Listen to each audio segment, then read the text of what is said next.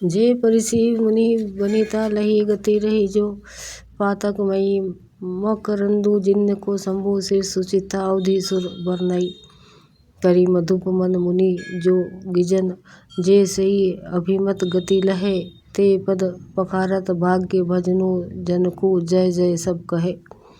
जिनका स्पर्श पाकर गौतम मुनि की स्त्री अहिल्या ने जो पापमयी थी परम गति पाई, जिस चरण कमलों का मकरंदस गंगा जी शिव जी के मस्तक पर विराजमान है, जिसको देवता पवित्रता की सीमा बताते मुनि और योगी जन और अपने मन को भोरा बनाकर जिन चरण कमलों का सेवन करके मनोवांछित गति प्राप्त करते हैं, उन्हीं चरणों को भाग्य के पात्र बड़भागी जनक जी धो रहे हैं। यह देखकर सब जय जयकार कर रहे हैं।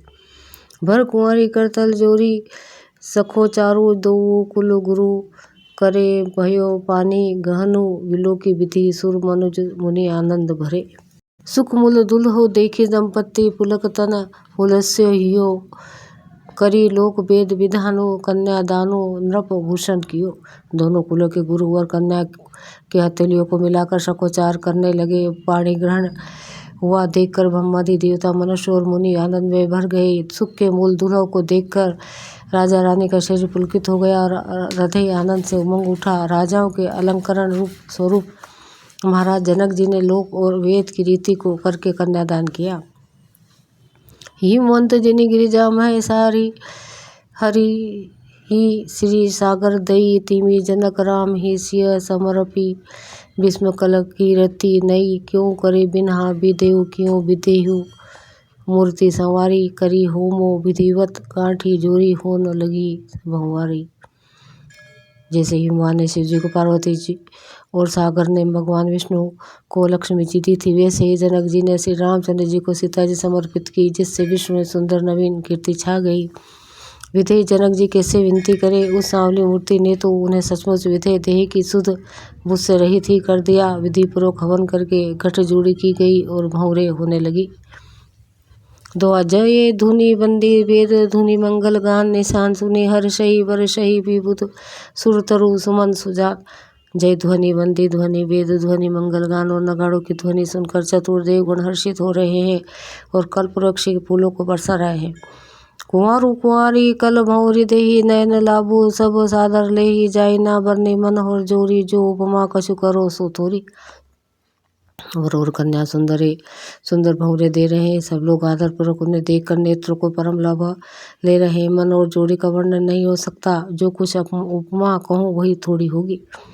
राम से सुंदर प्रतिछाई जग मगात मणि खंभन माही मनहु मदन रति धरी बहु रूपा देखत राम बिहाऊ अनुपा। श्री राम जी और श्री सीता जी सुंदर परछाई मणियों के खंभों में जगमगा रही है, मानो कामदेव और रति बहुत से रूप धारण करके श्री राम जी के अनुपम विवाह को देख रहे हैं। धरस लालसा सकुचना थोड़ी प्रगटत दुर्त बहोरी भई मगन सब देखन निहारे जनक समान आपन बिसारे। उन्हें कामदेव रति को दर्शन की लालसा और संकोच दोनों ही काम नहीं है, अर्थात बहुत ही, इसलिए विद्यमानों बार बार प्रकट होते और छिपते हैं। सब देखने वाले आनंद मगन हो गए और जनक जी की भांति सभी अपनी सुध भूल गए। प्रमोदित मुनिक भंवरी भेरी नेक सहित सब रीति निबेरी राम सिय सिय सिर सिंदूरी देही शोभा कही ना जाती विधि के ही। मुनियों ने आदर पूर्वक भंवरे फिराई और न्याय सहित सब रीतियों को पूरा किया। श्री रामचंद्र जी सीता जी के सिर में सिंदूर दे रहे हैं, यह शोभा किसी प्रकार भी कही नहीं जाती। अरुण पराग जल जो उभरी नीके शशि भूप भूषही लोभ अमी के बहुरी वशिष्ठ जिन्हें अनुशासन बरु दुल्हिनी बैठे एक आसन। मानो कमल को लाल पराग से अच्छी तरह भरकर अमृत के लोभ से सांप चंद्रमा को भूषित कर रहा है, ऐसे राम के हाथ को कमल की सिंदूर को पराग की, श्री राम की श्याम भुजा को सांप की और सीता जी के मुख को चंद्रमा की उपमा दी गई है। फिर वशिष्ठ जी ने आज्ञा दी, तब दूल्हा और दुल्हन एक आसन पर बैठे। छंद बैठे वरासन रामो जानकी मुदित मन दशरथ भय तनु पुलक पुनि पुनि देखी अपने सुकृत सुर तरु फल नए भरी भुवन रहा उछाऊ राम विपाऊ भा सभी कहा कई भांति बरनी सिरात रसना एक इहूँ मंगलु महा। श्री राम जी और जनक जी श्रेष्ठ आसन पर जानकी जी श्रेष्ठ आसन पर बैठे उन्हें देखकर दशरथ जी मन में बहुत आनंदित हुए। अपने सुरकुत रूपी कल्प वृक्ष में नए फल आए देखकर उनका शरीर बार बार पुलकित हो रहा है। 14 भुवनों में उत्साह भर गया। सबने कहा कि श्री रामचंद्र जी का विवाह हो गया। जीव है के और यह मंगल महान है, फिर भला वो वर्णन करके किस प्रकार समाप्त किया जा सकता है। तब जनक पाई वशिष्ठ आयुष ब्याह साज संवारी के मंडवी सुत कीर्ति उर्मिला कुंवारी लाई हंकारी के कुश केतु कन्या प्रथम जो गुणशील सुख सोम माई सब रीति प्रीति समेत करी सो ब्याही नृप भरत ही देई। तब वशिष्ठ जी की आज्ञा पाकर जनक जी ने विवाह का सामान सजाकर मंडवी जी, सूत कीर्ति जी और उर्मिला जी इन तीनों राजकुमारों को बुला लिया। कुशध्वज की बड़ी कन्या मांडवी जी को जो गुणशील और सुख और शोभा की रूप ही थी, राजा जनक ने प्रेम पूर्वक सब रीतियाँ करके भरत जी को ब्याह दिया।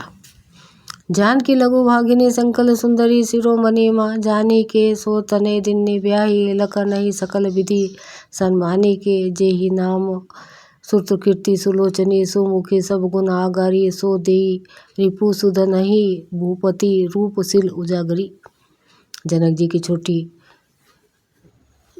की छोटी बहन उर्मिला जी को सब सुंदरी शिरोमणि जानकर उन कन्या को सब प्रकार सम्मान करके लक्ष्मण जी को ब्याह दिया।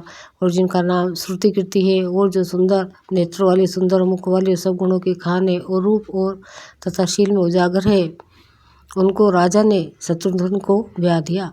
अनूप बर दुल्हनी परस्पर लखी संकुच हिया हर्षहि सब मुदित सुंदरता सरहि सुमन गुरु सुरगन वरसहि सुंदरी सुंदर बर सह सब एक मंडप राज ही जनु जीव उर चारि अवस्था विभुन सहित विराजही।